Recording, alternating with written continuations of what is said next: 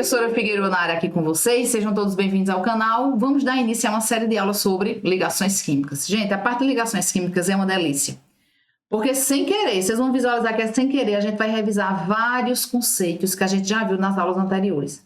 Então a gente fala sobre tabela periódica, a gente fala sobre distribuição eletrônica, a gente relembra aquele conceito de camada de valência, a gente vai mais ou menos se lembrar daquele layout da tabela periódica, onde estão os metais, onde estão os ametais. Falaremos muito sobre camada de valência por conta dos gases nobres.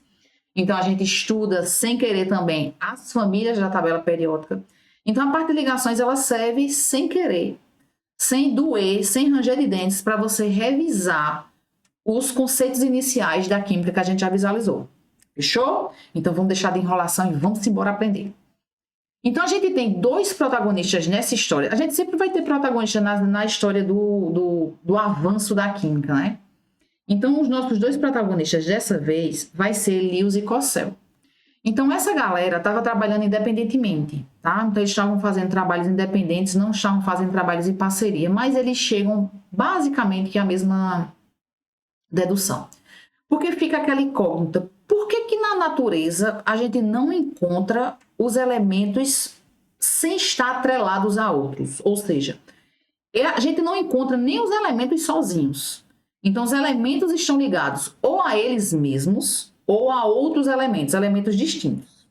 Então, isso é uma coisa que se intriga, né? O porquê que os elementos têm essa ânsia por se ligar? Por que eles buscam se ligar ou a eles mesmos ou a outros elementos? Então, em contrapartida, quando essa galera estava estudando essa parte de ligações e essa questão dos elementos ter essa avidez por se ligar por outros, vem também a descoberta dos gases nobres. Então, isso acontece com o passar de poucos anos. Então, é um espaço pequeno que vem a descoberta dos gases nobres, gases à temperatura ambiente, inertes, pouquíssimo reativo. E o estudo da parte de ligações químicas, ou seja, o porquê que os elementos se ligam. Então, o pessoal aí, Lewis e Cossell, eles pegaram carona no que são os gases nobres. Os gases nobres são gases à temperatura ambiente e são nobres. Eu vou além, eles são fodásticos. Eles são encontrados na natureza, eles são descobertos de forma monoatômica. Ou seja, nem a eles mesmos eles se ligam. Eles estão completamente independentes. Então, deve ter algo neles que não tem os demais elementos da tabela periódica. E o que seria isso? Então, a galera se liga nessa sacada. Então, Lewis e Cossell, eles discorrem trabalhos exatamente a respeito disso. Os gases nobres são nobres porque sua camada de valência está completa. E o que seria ter essa camada de valência completa? Lembre-se que camada de valência é o último nível energético que foi preenchido de elétrons. Não é o último da distribuição. É o maior nível energético completado por elétrons. Figueiredo, eu ainda estou boiando. Núcleo, níveis energéticos, camadas. A camada de valência é a última. Pode ser a mais energética ou não, mas a camada de valência é a última, a que está mais longe do núcleo, tá? Então, Cossell e Lewis, eles discorrem o trabalho deles falando, dialogando, provando o que eram essas ligações químicas, por conta que eles percebem que os gases nobres têm essas camadas de valências completas, ou seja, 8 elétrons. Temos uma exceção que é o hélio, né? Lembrando que o número atômico do hélio é 2, então não tem como ele ter 8 elétrons na camada de valência, ele só tem 2, tá? Então a galera fica aí, rapaz. Lewis fala o seguinte: os elementos eles vão compartilhar elétrons para que sua camada de valência chegue a 8 elétrons. Cossell vai além. Os elementos vão doar ou receber elétrons para que as camadas de valência, no final dessa transferência de elétrons, possuam 8 elétrons. Então, eles chegam ao mesmo entendimento. A galera quer imitar os gases nobres. Beleza. O que é ser um gás nobre? Ter a camada de valência completa, 2 ou 8 elétrons. Então, a gente vai fazer alguns iriguidum para chegar nisso aí. O que seria os iriguidum? Doar ou receber elétrons ou compartilhar. Então, se entende que a estabilidade desses elementos, elas vão se dar exatamente para obedecer uma regra do octeto. Então, aí vem essa questão de octeto. O que seria a regra do octeto? Octeto, você vai lembrar de 8 elétrons na camada de valência. Então, os elementos vão se ligar para que sua camada de valência tenha 8 elétrons, ou 2, tá? Tem alguns elementos que não vão conseguir chegar a 8 elétrons devido à sua quantidade de elétrons, elementos pequenos. Mas estão imitando um gás nobre, né? No caso seria o hélio. Então, Cossel e Lewis se liga nessa parada aqui, gente. As distribuições eletrônicas dos gases nobres, os níveis e subníveis estão totalmente preenchidos, não tem vaga. Então, as camadas de valências, elas ficam com 8 elétrons. Aqui, camada 2, 8 elétrons. Camada 3, 8 elétrons. A camada 4, que é a camada de valência. 8 elétrons. Aqui a camada 5, 8 elétrons. Então, a estabilidade, ou seja, os elementos se ligam porque eles precisam adquirir estabilidade. E essa estabilidade ela vai se dar na camada de valência com essa troca ou compartilhamento de elétrons para que eu preencha níveis e subníveis energéticos. Fechou? Ligação química é só isso. Ligação química é só isso. Tá vendo aí que a gente já está revisando a parte de tabela periódica e distribuição eletrônica sem você nem perceber. Vamos embora. Então, iniciamos o conteúdo de ligações com a parte de ligações iônicas, tá? Então, vamos por partes. A gente tem 3 tipos de ligação. Aqui é um pouquinho mais puxada, vai ser a parte de ligações covalentes, mas a gente já chega lá. Vamos por partes. Então, as ligações iônicas, como o nome já está dando uma dica para você, a ligação iônica, você está falando de íons. Então, íons são átomos que perderam elétrons, carga positiva, ou ganharam elétrons, carga negativa. Aí, vamos falar sobre propriedades periódicas. Já entendi, Figueiredo. Ligações iônicas acontecem entre íons. Tem os cátions, que são positivos, tem os ânions, que são negativos, certo? Mas o que é que isso tem a ver com a parte de tabela periódica? Tudo. Na tabela periódica, a gente tem grupões. Metais, semimetais, não metais. Os metais têm a tendência de doar elétrons. Eles são eletropositivos. Os ametais têm a tendência de receber esses elétrons. Eles são eletronegativos. Então, as ligações iônicas vão se dar exatamente por esses extremos. Eletropositivos, metais, com ametais, que são os eletronegativos. Então, as ligações iônicas, elas se dão através da força eletrostática entre cargas. Figueiredo, eu estou pensando aqui, é uma ligação muito forte, né? É uma ligação muito forte, gente, porque a gente está falando de cargas, formação de cargas. Então, as ligações iônicas, elas vão afetar diretamente o quê? As propriedades desses compostos. Já me liguei aqui na sacada. Ponto de fusão e ponto de ebulição alto, porque, esse emaranhado de cátions e ânions vai fazer com que essas partículas não queiram se separar de jeito nenhum. Então, é um casamento para sempre, quase que para sempre, tá? Então, vamos entender aqui dentro da tabela periódica. A tabela periódica ela é composta de quase que 80% de metais, tá? Ai, Figueiredo, aí quer dizer que tudo na tabela periódica é ligação iônica. Calma, gafanhoto. As ligações iônicas vão se dar basicamente entre os blocos S da tabela periódica, metais, viu? E os ametais, que está lá no bloco P da tabela periódica. Se lembre que sua tabela periódica está dividida nos 4 subníveis energéticos. Olha a gente revisando distribuição eletrônica e números quânticos.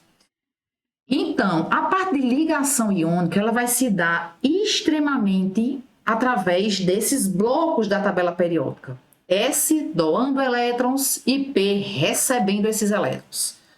Os metais, cátions, e os ametais, ânions. Então, Figueiredo, se eu tiver uma união entre um metal e um ametal, a união ali é ligação iônica. Fechou? Tá vendo aí? É simples, gente, é sem ranger de dentes. Figueiredo, eu tô pensando aqui. Se vai ter a formação de cátions, vai ter o recebimento de elétrons, formação de ânions. Então, esses compostos, eles vão ser eletricamente neutros. Bugou a mente aí? Vamos lá.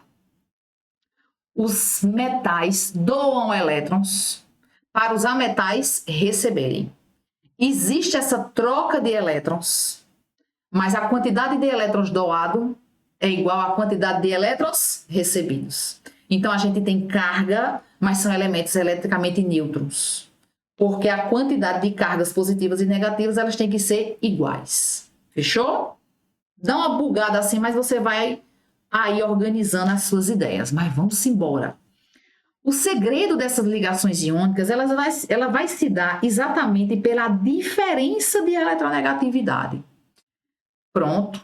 Aí eu vou ter que decorar a eletronegatividade dos elementos da tabela periódica inteira de forma alguma. Confie em mim. O pessoal aqui do bloco S da tabela periódica, que são os metais, gostam de doar elétrons, eletropositivos. O pessoal aqui da família P, que são os ametais, eles gostam de receber. Então, os elementos que estão exatamente no bloco S e no bloco P da tabela periódica têm uma grande diferença de eletronegatividade. Grande. Se essa diferença é muito grande, então a gente usa esse termo doar elétrons, receber elétrons. Quando essa diferença de eletronegatividade ela é maior do que 1,7, a gente diz que essa ligação ela é de caráter iônico. Aí eu vou ter que decorar a eletronegatividade dos elementos. Eu só estou lhe dando uma informação adicional. S e P da tabela periódica. Se juntou, ligação iônica. Fechou. Fechou. Beleza? Simbora. Então, Lewis disse, rapaz, eu vou fazer o seguinte, eu vou desenhar essas ligações químicas. Então, a estrutura de Lewis, que você com certeza já ouviu em algum momento da sua vida, ela serve, gente, de representação gráfica para a gente entender o que eu acabei de falar para vocês. Que os metais vão doar elétrons para esses ametais receberem. Então, ele criou um protocolo, uma visualização gráfica para que a gente entenda. O que seria essa visualização gráfica? O símbolo do elemento que está participando da sua ligação química, e os elétrons de valência representados através de ponto. Tá aqui uma representação da estrutura de Lewis para vocês entenderem. Tá? Então, o símbolo do elemento, ao redor, a gente coloca pontos representando os elétrons de valência. Então, esses pontinhos que vocês estão visualizando aqui, ó, ao redor do cloro, são exatamente os elétrons de valência. Fechou? Representação gráfica para a gente mostrar o que tem na tabela periódica, o que tem na camada de valência e o que está acontecendo entre esses pares. Quem está doando, quem está recebendo, tá? A gente chama isso de estrutura de Lewis. Então, vamos lá. Veja que a gente já está falando de tabela periódica de novo, né? Eu só quero que vocês lembrem que quando a gente fala de ligações químicas, eu só vou estar focado em uma coisa na minha vida, camada de valência. O que está mais para dentro, mais próximo do núcleo, não me interessa. Porque esses níveis energéticos, eles estão preenchidos de elétrons. E os iriguidum, a ligação, ela acontece onde há vaga, onde os orbitais estão semi-preenchidos. E onde é que eles estão semi-preenchidos? Na camada de valência. Porque quem é que tem tudo preenchido? Quem é que está com todos os seus orbitais preenchidos? Os gases nobres, eles nem se ligam.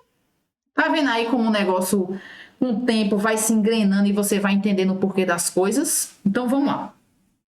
Tem um quadrinho aqui para você, tá? Que é mais ou menos alguns exemplos, tá? Dessas estruturas de Lewis. Então, a gente tem aqui hidrogênio, oxigênio, hélio. Veja que tem uns pontinhos ao lado, que é exatamente os elétrons de valência para esses elementos, tá? Eu preciso decorar isso, Figueroa? Não, porque você estudou a parte de tabela periódica, porque aqui no meu canal tem 2 aulas de tabela periódica. Você olhou o elemento dentro da família, você já sabe quantos elétrons ele tem de valência. Família 1, 1 elétron de valência. Família 2, 2 elétrons de valência. Família 13, 3 elétrons de valência. Família 14, 4 elétrons de valência. E assim sucessivamente. Tem 2 aulas aí no canal, vá assistir. Então, vamos entender aqui, vamos desenhar essas ligações e vamos entender o que seria essa estrutura de Lewis.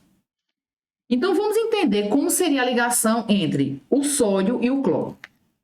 Como eu já falei para vocês, o que eu preciso fazer sempre, nem preciso fazer, mas eu vou fazer aqui com vocês para a gente treinar a parte de distribuição. O que eu preciso de verdade é saber quantos elétrons tem lá na camada de valência, porque a ligação vai se doar por lá.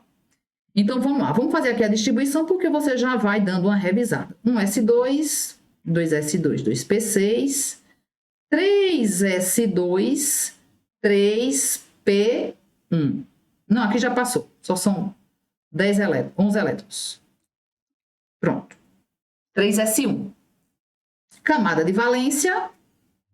Então, você tem 1 elétron. Então, Figueroa, é o símbolo e um pontinho representando esse elétron de valência. Essa é a estrutura de Lewis.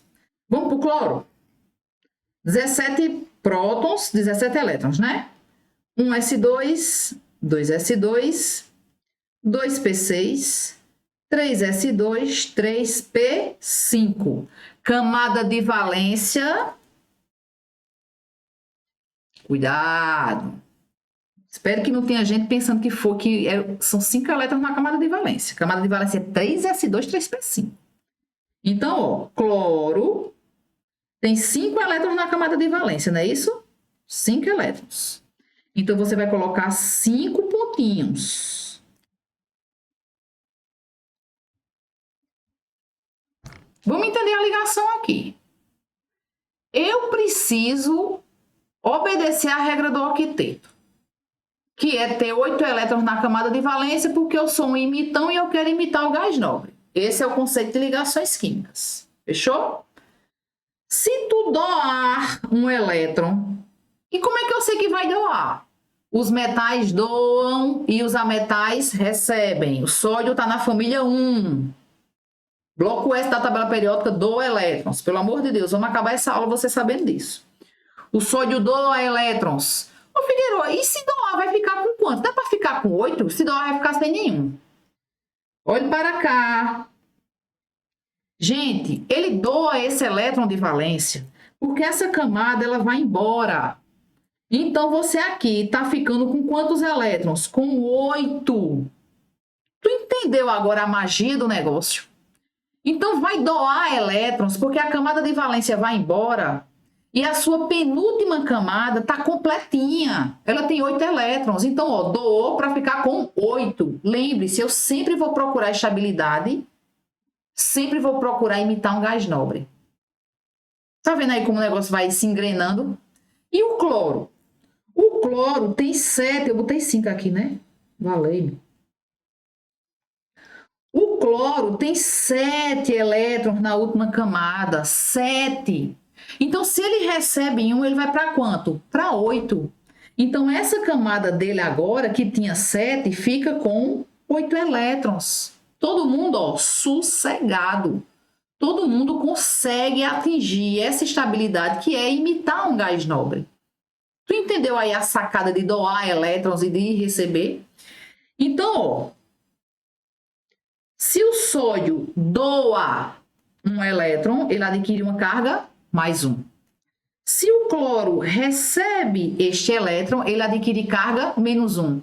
As ligações iônicas, você não vai ter a formação de cátions e ânions? Olha aí.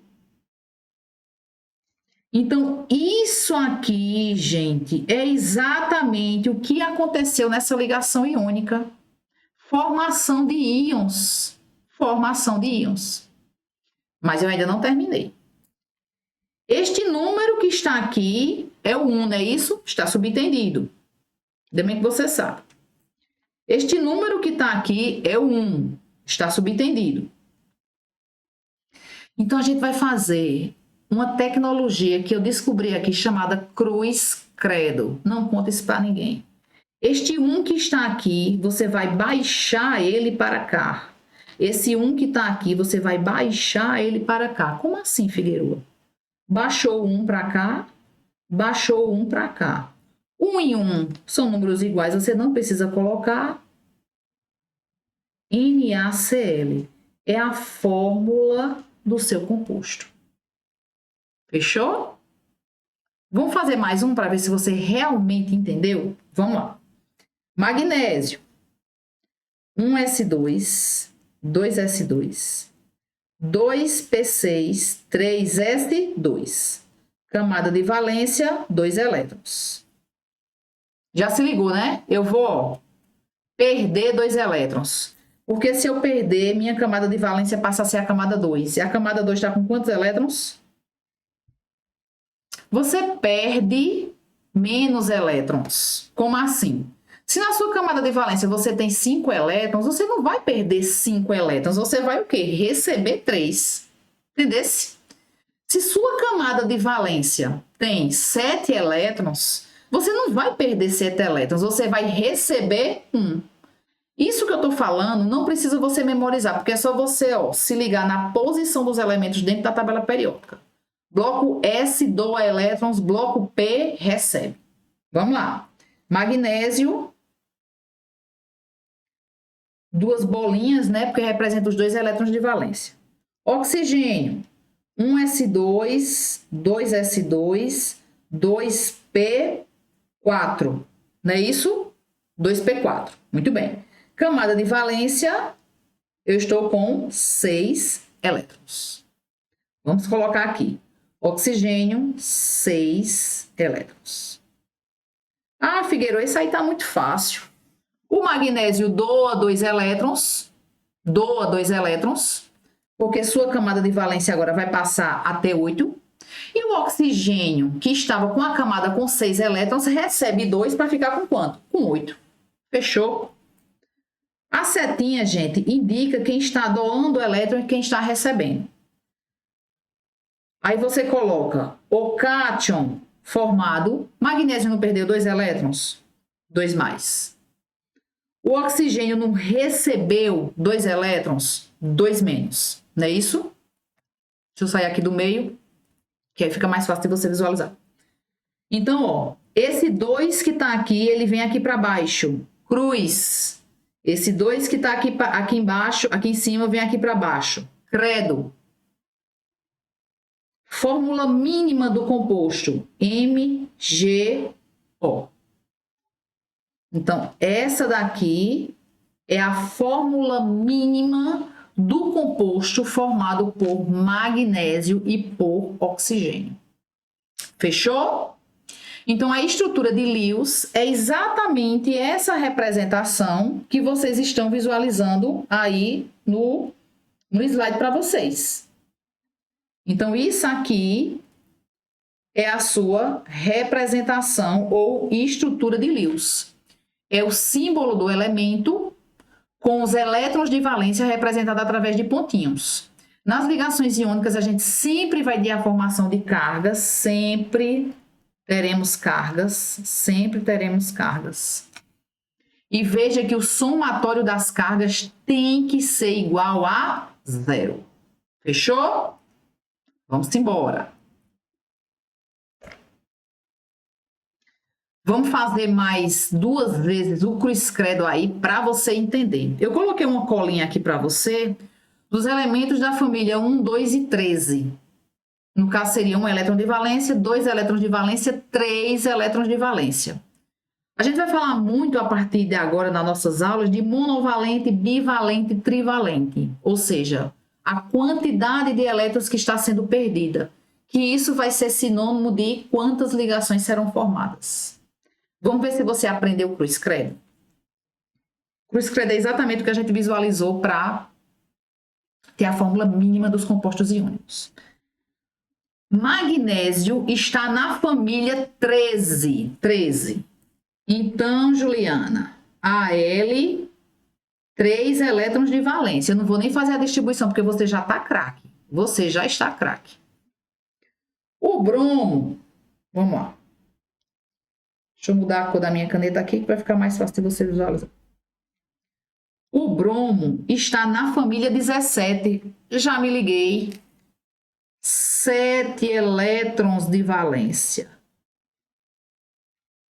7 elétrons de valência. Fechou? Vamos embora. O alumínio vai perder os 3 elétrons, porque sua última camada tem quantos? Tem 8, com certeza. Sua penúltima, no caso, né? Se eu doar um elétron para cá, eu vou resolver o problema do bromo, mas eu não vou resolver o problema do alumínio, porque o alumínio precisa perder o quê? 3 elétrons. Então, ó, desenha outro bromo.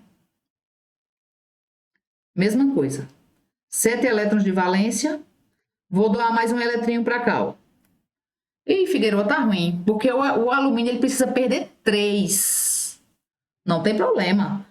Por que você não coloca todos os 3 no bromo? O bromo só precisa receber 1. O bromo só precisa receber 1, tá?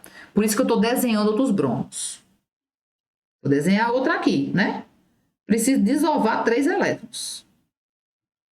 Opa! Dissolvei 3 elétrons e cada bromo, cuidado, cada bromo recebeu 1 elétron. Fazendo o que a gente já fez ali no outro slide. Al, 3 mais, não é isso? Perdeu 3 elétrons. E o bromo, cada bromo recebeu quantos elétrons? Não bote 3 menos não, pelo amor de Deus, senão você vai errar. Aí a gente vai, ó, cruz-credo. Esse 3 desce, esse 1 desce. Não foi assim que eu ensinei a vocês? Então, ó. Quem desceu para cá foi o 1, não preciso colocar. E quem desceu aqui para o bromo foi quem? O 3. AlBr3. Fechou? Não é lindo isso? Então, o cruz-credo, gente, ele serve exatamente para vocês fazerem o quê? O somatório das cargas ser igual a 0. Então, o cruz-credo, ele serve para você multiplicar quantos cátions e quantos ânions você utilizou para você formar esse composto da fórmula mínima e, com certeza, o somatório das suas cargas vai ser igual a 0. Se você ainda não está acreditando em mim, eu vou lhe provar por A mais B agora. Deixa eu mudar a cor da minha caneta aqui. Ó, o alumínio está em que família? 13. Então, a carga é 3 mais. Fechou? O bromo está em que família? 17. Se está na família 17, vai receber um elétron, não é isso? Recebe um elétron. Carga 1 menos, não é isso? Só que você não tem 3 alumínios? 3 vezes menos 1. Então, 3 mais com 3 vezes menos 1, com certeza vai dar igual a quanto, gente? Na matemática básica. Entendeu? Então, gente, não tem como errar. O cruz-credo, ele serve para você fazer o balanceamento dessas cargas. Fechou? O último, para você sair daqui sabendo fazer um cruz-credo. Olha, eu tô brincando aqui com o cruz-credo com vocês, mas essa questão da gente baixar o número, a gente baixa o número e não as cargas, as quantidades, né? A gente baixa a quantidade de carga, mas não a carga. Ela serve exatamente para neutralizar essas cargas. Então, a quantidade de cargas positivas, ela vai se igualar à quantidade de cargas negativas e desse jeito, você fornece a fórmula mínima de qualquer composto. Qualquer composto, tá? Isso aí vocês vão utilizar, ó, várias e várias aulas. Vamos lá, magnésio. Deixa eu mudar aqui. Ficar mais bonito de vocês visualizarem. Magnésio, eu já falei para vocês que está na família 2. Então, a carga é... Então, tem 2 elétrons na camada de valência, né? Vai perder 2 elétrons. 2 elétrons na camada de valência. Família 2. O flúor está na família 17, lá com o bromo. Então, tem 7 elétrons na camada de valência. Não é assim? 7. Então, o magnésio vai doar um para cá, né, Figueroa? Vai resolver o problema do flúor. Veja que o flúor... Deixa eu ajeitar isso aqui que tá meio feio. Para quando você tirar o print aí da tela ficar bem bonito. O flúor tem 7 elétrons na camada de valência. Ele não pode receber os 2 elétrons que o magnésio quer doar. Ele só pode receber o quê? 1 elétron. Não tem importância, Figueiredo. Tu desenha outro flúor. Exatamente. Vou desenhar outro flúor. Com 7 elétrons, né? Eu já tenho um a mais. Vem outro elétron para cá. Qual foi os cátions e ânions que você formou? Magnésio perde 2 elétrons, 2 mais. Flúor. Cada flúor ganhou 1 elétron. Cada flúor ganhou 1 elétron. Faz cruz, credo. Quem é que baixa? MgF2. Fechou? Deixa eu sair do meio aí para você tirar um print aí da tela. Então, ó, estrutura de Lewis tá aqui. Formação de cátions e ânions tá aí. Baixa o valor das cargas, não as cargas. Aí você tem a fórmula mínima do seu composto. Beleza? Fácil demais, né, gente? É uma delícia essa aula. E para a gente finalizar, vamos entender um pouco sobre as propriedades dos compostos iônicos. Então, o que é um composto iônico, Figueroa? Composto que advém de ligações iônicas. Formação de cátion, formação de ânion, metal doou elétron, a metal recebeu. Como eu já falei no começo da aula para vocês, essas forças eletrostáticas, já que a gente tem formação de cargas, faz com que esses compostos eles tenham muita vontade de estarem formados. Ou seja, esses cátions e esses ânions, eles não querem se dissociar, se separar. Vai impactar diretamente nas propriedades físicas. Altos pontos de fusão, altos pontos de ebulição, devido à formação de cargas.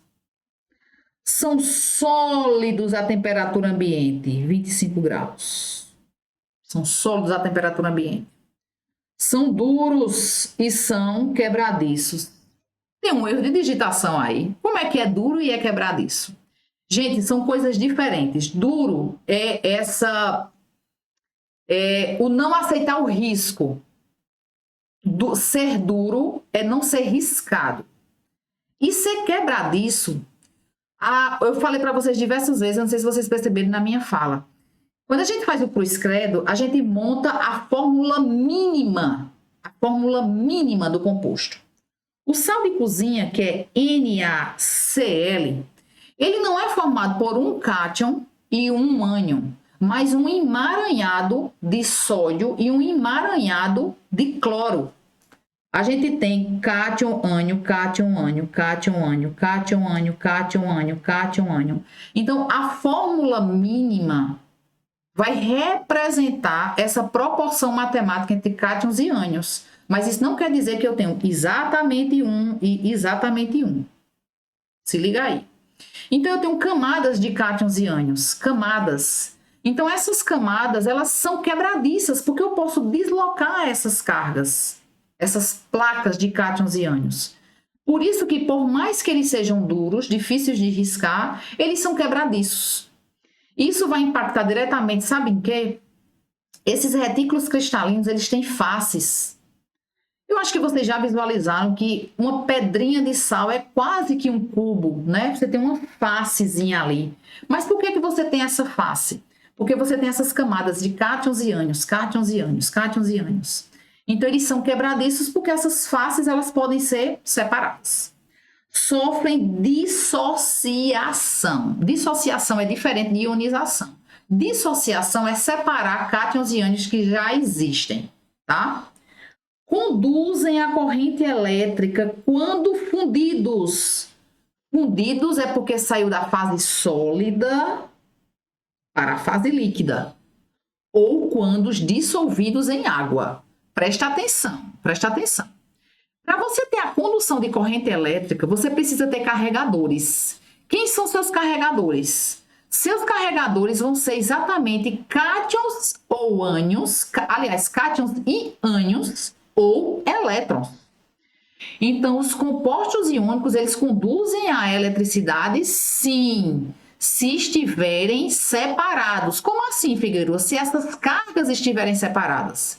Então, vão conduzir a corrente elétrica quando fundidos, que estão na forma líquida, ou quando dissolvidos em água. Fechou? Então, são bons condutores quando fundidos ou dissolvidos em água. E se estiver na fase sólida, não conduz a corrente elétrica. Não conduz a corrente elétrica. Fechou? São polares. É redundante. Porque se você tem formação de cargas, é óbvio que você tem polos. Você vai ter um polo positivo e um polo negativo, tá? Então, são duros, são quebradiços, sofrem dissociação quando se separam, porque já tem a formação de cátions e ânions ali. Conduzem bem a corrente elétrica se fundidos ou se dissolvidos em água. Beleza? Então, pessoal, se você chegou até aqui, eu vou pedir que você deixe o seu joinha, vou pedir que você deixe o seu comentário e faz com que esse canal seja grande. Até a próxima!